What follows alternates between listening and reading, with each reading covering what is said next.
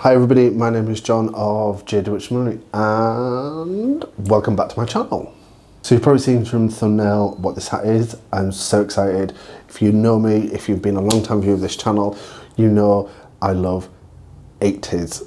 Why am I doing this? I've no idea. But I love the 80s. I don't know why. I think it's the excess, I think it's the glamour, I think it's the over the top, big patterns, bold, neon. Oh.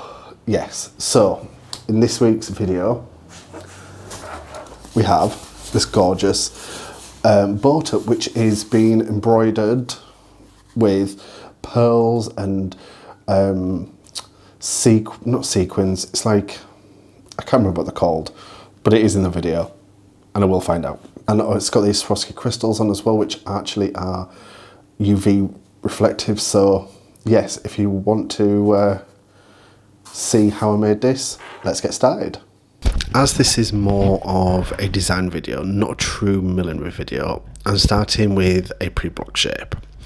So this is a small brim poly braid boater fascinator hat base, try saying that when you're drunk, in the colour gold metallic from Petersham's Millinery.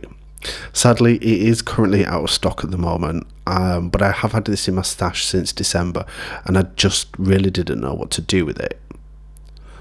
Before we attach the sequins and pearls though, I went ahead and attached ribbon around the side of the crown. Here I'm using two types of ribbon. The first is a charcoal ribbon from Hatter's Millinery Supplies at a width of 23mm. This one isn't very stiff, so it will hug the crown a little bit better than that which has some stiffness in it.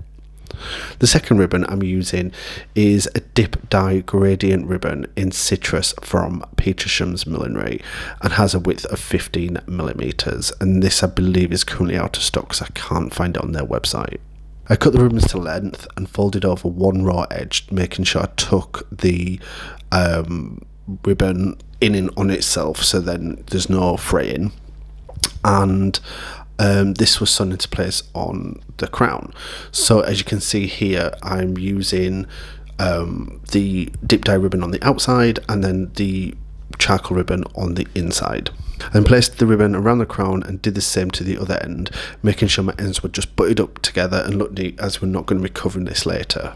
So just want to take a quick second to talk about Patreon. I talk about Patreon every week, but I just want to talk to you again.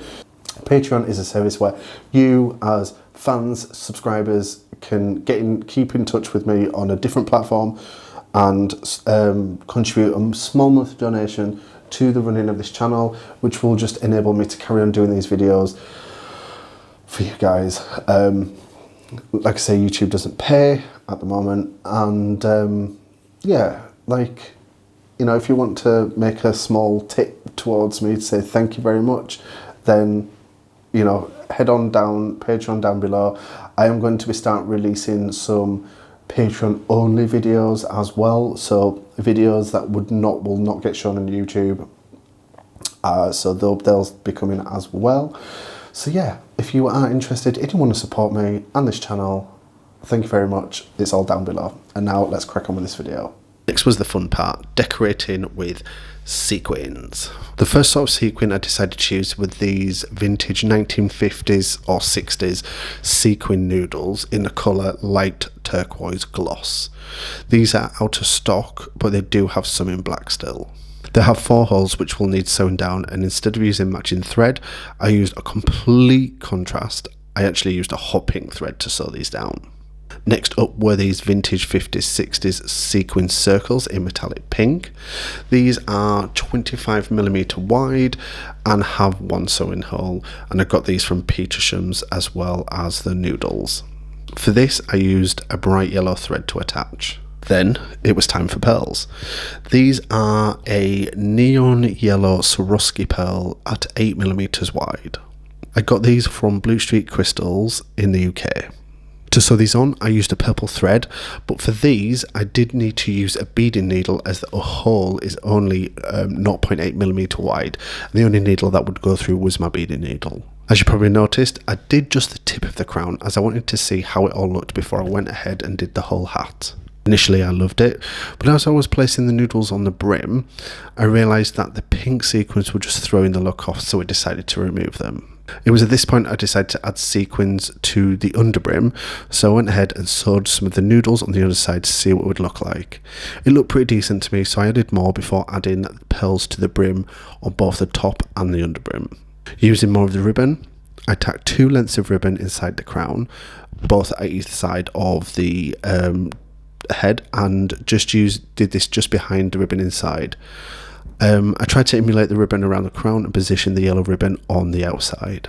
Finally, it just needed something extra, obviously, because this is 80s, so I went digging in my stash and found these UV neon flatback crystals, and these I got from Beads Venue in Australia and worked perfectly.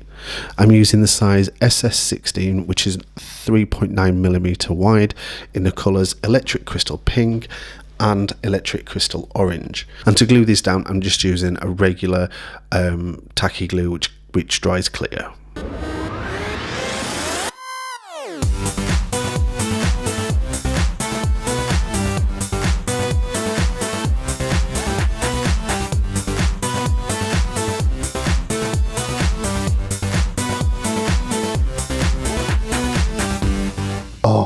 So yes, as you can see, you've seen from the video, seen from the photo shoot thing that I put in. Oh, this is gorgeous, and you know, like the excess, the really long ribbon. I even put little charms on the end, which I made myself with some resin and some don't know if you can see them, but with some resin and some like star sequin things. And yes, what I want to do is I just want to turn these lights off and show you once again this UV-ness. Oh, look. Oh my word. That is just, and it just sparkles on it. Now, this isn't necessarily the best light to use. I mean, it is a UV light. Oh, look at them sparkles. Let me just turn it around a little bit so you can actually see. Oh, it's gorgeous, isn't it? Absolutely gorgeous. Yeah, this isn't a millinery tutorial. Obviously, it's more of a design video. It's like, you know, but I love this, and yeah. And one thing you may notice as well, I did use contrasting threads to the actual item I was sewing, and I kind of wanted that tacky but stylish excess going on. I really like it. One thing that I am going to do is I'm going to line it, because you can see the stitching from this bit at the top. But yeah, I think she's looking cute, just like me. I mean, I did try this on and it does not look good on me at all. But yeah. So thank you very much for watching.